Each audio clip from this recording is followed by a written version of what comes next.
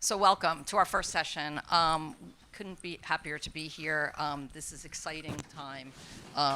This is incredibly timely given what's going on over at the United Nations with the Global Digital Compact.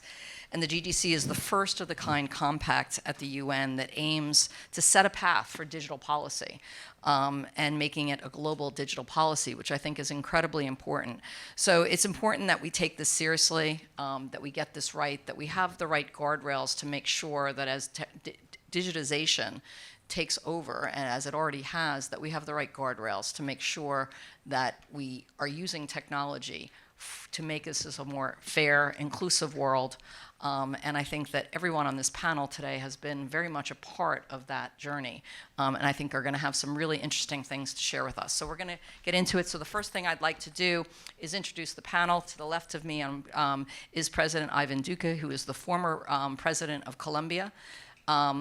We have, I'm now looking at the order, Ambassador Nele Leosk, who's the Ambassador at Large for Digital Affairs at the Ministry of Foreign Affairs in Estonia. And we have Minister Bosun Tijani, he's the Minister of Communications, Innovation, and Digital Economy for the Federal Republic of Nigeria, and Tim Murphy, the Chief Administrative Office for Mastercard. So I'm going to start with Ambassador Leosk.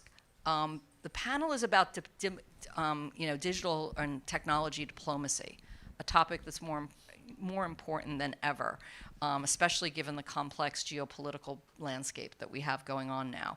What are the most important policy issues that you're dealing with right now, and what do you think, what's your assessment of the current environment and advances that we're making around digital policy? Yes, thank you, and good morning, everybody. Also from my side, it's nice to be here already for the second year. So thank you for inviting me back. I'm a digital ambassador of Estonia. Those who do not know can Google. Those who do know that Estonia is a very advanced digital nation, and I think at this point of time, it is actually very much needed reminder to all of us that things can also go well. And Estonia, I believe, has very well put itself into the world map, and I believe we are much bigger due to technologies than our physical side. But that said, indeed, I would say that the landscape of technology is getting more and more complex, and I would maybe bring out some of these main issues, looking at these from Estonian angle. And one is actually the concentration of technological development. It's actually increasingly challenging to keep up with these technological developments, even for a country like Estonia that has a very good education system, has already built a very well-functioning, I would say, technological or digital society. And it's not only about, I would say, financial resources, it's really about access to these skill sets. So actually a big part of what I do as Estonia's digital ambassador is looking for innovation partnerships, which perhaps has been also put in a way secondary when we are discussing, let's say, the Global Digital Compact that was adopted, I believe, now last week, right? Which is the first compact where we agree to how we, let's say, behave and how we govern technology. But of course, the second aspect, and this is what GDC is here for, even though it actually started off with what we can do with technology, not with how we govern technology, but especially after the AI developments, the focus shifted to risks. And indeed, coming also from a country like Estonia, we see every day increasing attacks in our, not only our critical infrastructure, on our civilian infrastructure, schools, kindergartens, hospitals. And yesterday we had a discussion on physical infrastructure. We see also damages, some targeted, perhaps some not, on our physical infrastructure. And here, especially as a small country, but I would say every country needs to collaborate and find these partnerships. Nearby, but also further away. Thank you. President Duque, give us a sense of the current thinking in Latin America on digital transformation. It has had a very interesting evolution, growth within the tech ecosystem across Latin America. And, you know, in your former role as president of Colombia, do you think LATAM is sufficiently represented on the global tech policy scene? And furthermore, do you think it's positioned to shape the direction of digital policy given the digital transformation it's gone through as a region? Well, I think, first of all, Julie, it's a pleasure for me to be here and be in a panel with such a group of distinguished and accomplished persons. I have to say that there are trends that I see with a lot of optimism. And so I'll mention, for example, the penetration of 5G networks. So now 5G networks are growing very fast in LATAM, and I think that's very important because it's the infrastructure in which you want to make all substantial transformations.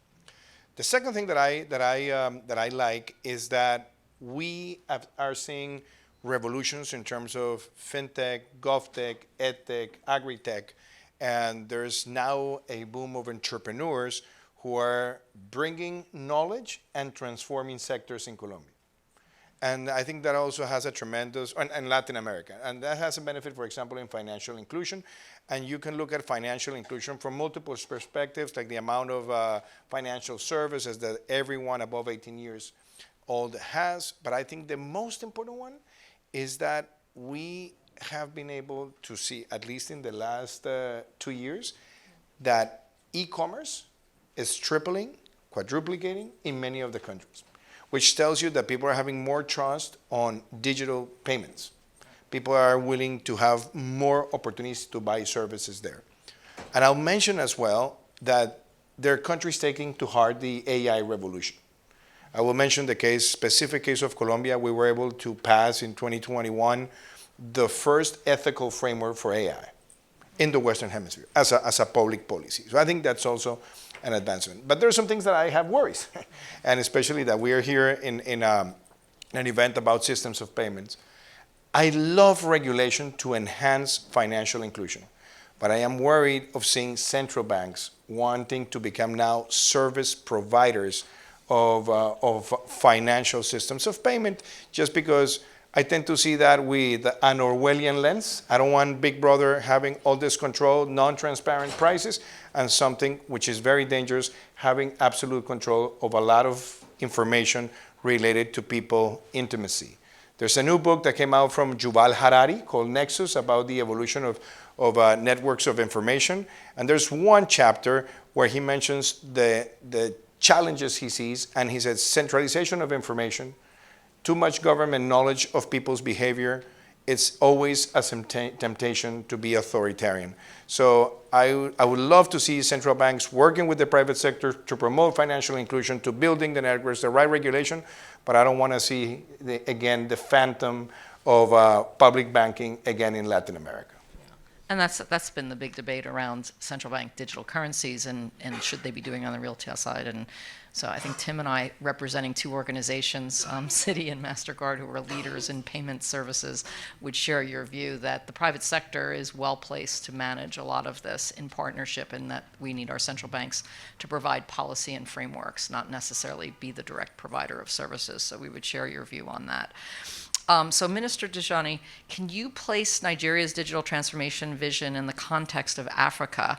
And then how is Nigeria and the African continent envisioning the future of digital policy cooperation, included as reflected in the ongoing Pan-American or the Pan-African trade dialogue in terms of, because I think what we're hearing on this panel is all the positives of how this technology is transforming economies and allowing economies to grow, and that core infrastructure is getting in there in terms of the G5 networks, the building blocks for the technology, and then the innovation is happening on top of it, and it's taking off, and it is driving economics. So the question just becomes, from a policy standpoint, do you have anything in addition to see something that's unique for Africa on a policy side that really is impacting? Thank you, Julie, and good morning, everyone. I think probably I can extend it beyond Africa to Global South in terms of my perspective on this question. I think clearly Africa is a sort of testimony to how digital economy can truly lift people up and change our worlds. We've seen really smart application of digital technologies and innovation in spaces where the continent is traditionally struggled. So I won't spend time on it. And I think the current government in Nigeria, we have a very robust plans for what we want to see in our digital economy. There's a strategic blueprint that we've put out there that cut across 5 key areas. One is around knowledge, building the workforce to help us appropriate technology, but also, if possible, ensuring that Nigeria can become a net exporter of talent. Within that, we were very clear on what we want to do with artificial intelligence, which we've been following through on. We see the country as becoming a leader in AI on the continent and probably in the world in a few years. The second thing is reimagining our policies and ensuring that they're not just policies to regulate, but they're also policies to help us ensure that technology actually works for society. This is something we're also doing. The third is infrastructure. That as we continue to push the boundaries of digital technologies, continents and countries like Africa and countries like Nigeria will struggle if we don't have the backbone to actually allow these fantastic technologies to serve us. So we are investing heavily in fiber optic network. We have 8 submarine cables to the country, so we don't have any issues with capacity. We just need to take them to the people. And the fourth one is supporting innovation, entrepreneurship, and capital, ensuring that people can build on these things. And lastly is trade. But on the issue of policy, I think we've always, in my opinion, I think played lip service to issues around technology policy, I think globally, especially also when it comes to Global South. I used to work in the startup ecosystem. I founded the largest tech hub on the African continent. And what I've seen is that the innovation ecosystem, the private sector, often look at the role of government in policy making around technology to be disruptive. But coming into government, what I realize is that we often forget that for government to be able to thoroughly engage around policy, there's a level of know-how that needs to exist that most of the time we don't have in government. I think Ambassador mentioned it briefly. Most of the time we don't have this in government. So you find government playing catch-up. And it's now becoming a lot more difficult for society because we've taken everything we've learned and built in technology so far, and we're bottling them up in things like artificial intelligence that is now changing the future of humanity. The way we do things, what we think about, everything is changing and is about to change significantly. So there's absolutely no future where there's no role for government. But the unfortunate thing in continents like Africa and general Global South is government doesn't have the internal capabilities to actually understand these technologies. And these technologies are moving so fast. So what you tend to see is government copy, pasting policies in many cases, or you find government playing catch up to the point where government then come and say, we have to protect society from something that is now happening that they don't know. So I think there's some sort of urgency around how we start to build government capacity to be able to catch up with this development.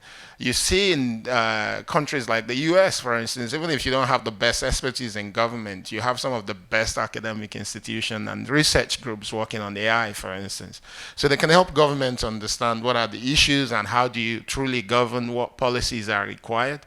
But in some developing countries, you don't have that. So I think there'll always be that friction between a government that is being reactive, not being proactive, and innovation, which I think doesn't truly help the market nor humanity. That public-private partnership is going to be important, and like you said, because and we see this all the time, it takes a long time for the policy makers within the government to catch up to the knowledge that the private sector has. And so I think it's almost behooves the private sector to be more proactive in its engagement with governments. And I see that, and we have a group that does digital advisory to governments, because I think that would be really that would help make sure that the policies happen in a constructive way, right? Like you said, where they don't come in and try to regulate based on partial knowledge or in reaction. And I think historically, regardless of whether it's technology or other topics, regulation tends to come in after a crisis has happened or an unintended consequence. And I think now with the powerfulness of the AI technology, what we're all trying to figure out together from what is the right policy framework to make sure we don't have an unintended consequence and that the right guardrails are there. So, Tim, MasterCard grew at a time when digital innovation led technology policymaking and set the pace. What is different about technology policy environment for MasterCard now versus the past, and how are you thinking about shaping policy, especially in digital payments, given that's MasterCard's leadership role? Great. Julie, thank you for the question. Thank you also for your leadership of BCIU. I think it's hugely important, and I think the conversation we'll have across today on bringing private and public sector closer together through digital ambassadors is critical to this issue, Minister. It's critical to what you just mentioned, which I wholeheartedly agree with. You know, I want to anchor my answer on President Duque's response that there's an enormous amount of positivity here and energy in terms of the innovations that private sector can bring to advance more inclusive digital economies. And I travel around the world, I see the fintech ecosystems, the fintech energy that President Duque spoke about in so many places. I want to, though, respond to your question with a little bit more of a cautious note, which is just that while there is all of that positivity, the reality is, I think over the last decade, for at least two reasons, one potentially geopolitical and a changing geopolitical order, but also simply because digital services have become profoundly more important in local economies. We're seeing a whole variety of regulatory interventions that cause some concern. And for a company like MasterCard, whose job is to link economies around the world, it's an increasingly tough operating environment. We're seeing, and this is true of many digital players, we're seeing fragmentation in technology and standards that we hadn't seen before. We're seeing rise of protectionism measures, which come as data localization or on soil requirements and so on.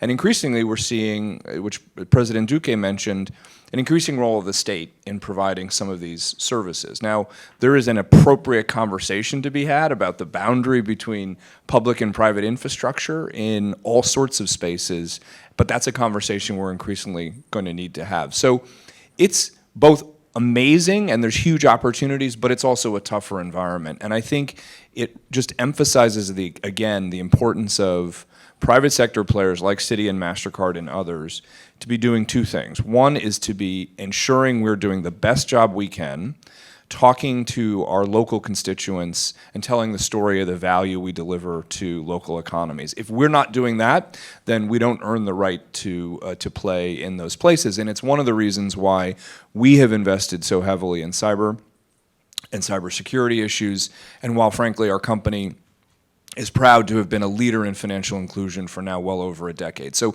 just a part of the story, but I think that's essential. But the other thing we have to do is drive better conversations with governments. I'll just be very candid, it's on the record. I am enormously disappointed in the state of the current digital trade agenda around the world. It is not where it should be. The energy has gone out of that vehicle, and I don't see it coming back in large part because of the lack of US leadership. And so how else can we be, what other vehicles or fora can we should re-energize a digital trade agenda, but let's say we don't. What else can we be doing to drive productive conversations? And I think it goes right back to what Minister just said. We have to do more in terms of sharing intelligence and experience between public and private sector, lifting up the trust deficit so that we can get to effective policy interventions that both deliver on the needs for local communities, but also keep this interconnected global world that has delivered so much value and that enables the innovations that President Duque was talking about. So again, I go back to what BCIU can drive for us here is enormously important. Great.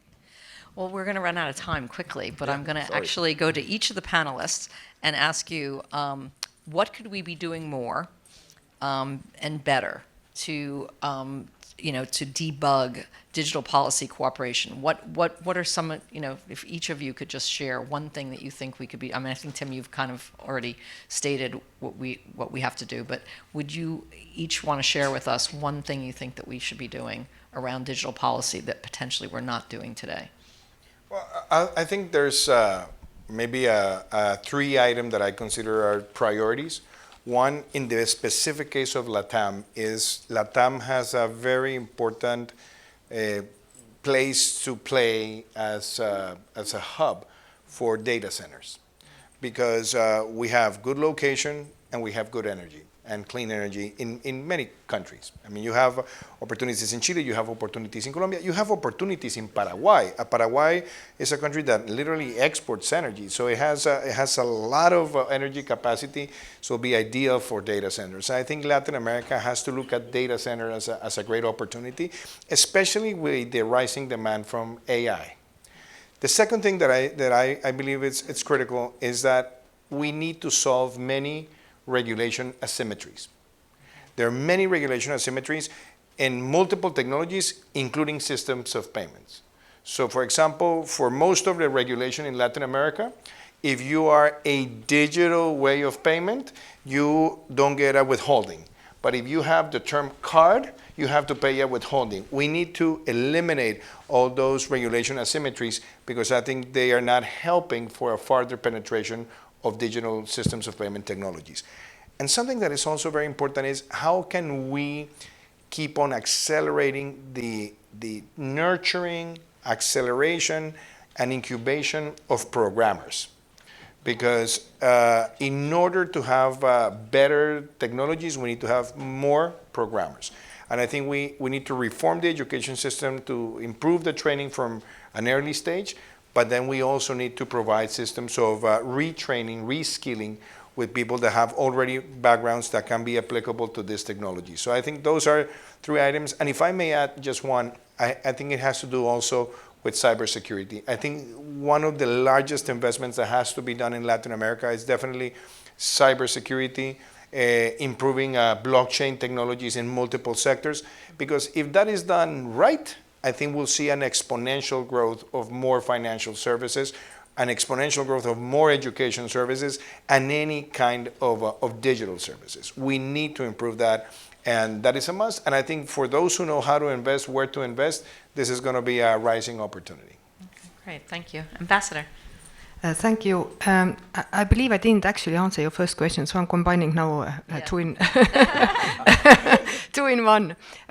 Yeah, we adopted the Global Digital Compact. So we agreed on some principles that are dear to us: openness, inclusivity, and so forth.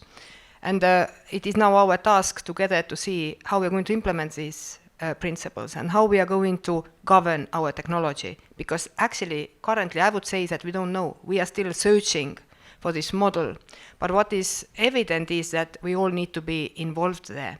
So it is, on the one hand, yes, we have the UN now here stepping on this area, but UN is not the only institution that can solve these issues that we have in our own countries or in our own governments, because it takes a lot more to implement the Global Digital Compact. We need free elections, we need independent judiciary system, we need a system to involve all the stakeholders in our countries. So I think what is our task is to make sure that everybody in our countries knows what is on stake, and they also know how to be involved. Because when we look at the GDC process until now, I would say there's been sort of an echo chamber. They are the same governments, the same companies, the same civil society, and I think it's our task to widen the reach so that everybody understands what is on stake. So it is in a way a government task also to share the knowledge that they have in all aspects. Well, and that would point to what other forums, what other political forums where you could get the political will to make these policies happen, right? So it may be the G20 and other forums that are going to have to take upon what is already in the Global Compact. Minister, your views on? Thank you so much, Julie. I think everything His Excellency, the President, said is also applicable to many African countries. So I'll just add maybe one or two more things to that, which I think is also in the compact as well. And it touches on what Tim mentioned in terms of how we are not paying enough attention to that opportunity that exists in the digital economy, which I think is infrastructure, especially in continents like Africa. Because I think there's something we're also not accelerating, which is the fact that this is a continent with almost 70% of the people under 30. The average age in Nigeria is about 17.5. And Nigeria is a country that is now 230 million people. I think about 10, 15 years ago, we were just 160 million. So we're adding about 5 million people yearly to our economy. So this is a country that is growing significantly. It will continue to grow. And the truth also is that the workforce of the future in a few decades will solely be in places like Nigeria and most African countries.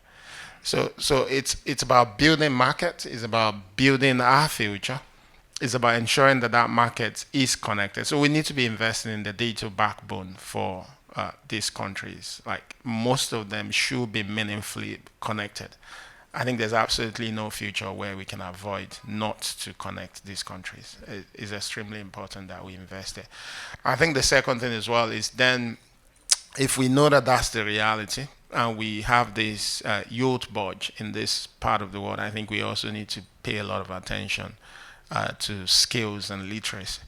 Because I don't think it's of any value to both Africa and the world for you to have such a large body of people that are not being properly educated to be part of the future that we're building. So I think digital skills and literacy is extremely important. And when we do that, it's about building the sophistication of the economies there, which is the market for the entire world, which is part of the global economy. It's just strengthening our world and the future, really. That's what it's about. Great, thank you. Tim, would you like to? Yeah, just say I'll something? summarize what I said earlier. We have enormous optimism about the chance for innovation to solve some of the fundamental problems we face as humans today. It will happen with private sector energy and the right frameworks for government. And so I come back to the best thing we can do, I think, as industry is to partner with government to try to close that trust gap, to close the understanding gap with fora where information can be shared, regulatory frameworks can be discussed in a just a very candid and an effective way. And I think that will help enormously. And it's why we're just very excited to be partnering with BCIU on the Digital Ambassadors Forum initiative, because that, I think, is a new forum that can help drive very positive interactions in these critical spaces. Yeah, no, and I know BCIU is very excited to be working with Mastercard on this. And for those of you in the room who don't know, the Business Council for International Understanding has had a long history since the Eisenhower administration, when it was created, of being a forum by which we bring together the public and private sector and convene the right dialogues around the right challenges that are happening globally and create that understanding between government officials and the private sector. So this is a new initiative that's being launched with Mastercard and BCIU, and so we're very so we consider this the beginning of a journey that we're going to take together to make sure that this important dialogue is happening between the public and private sector. So so thank all the panelists today for this initial conversation on this initiative, and we'll look forward to a lot more opportunities to be getting together on this. Thank you, Julie. All right, thanks.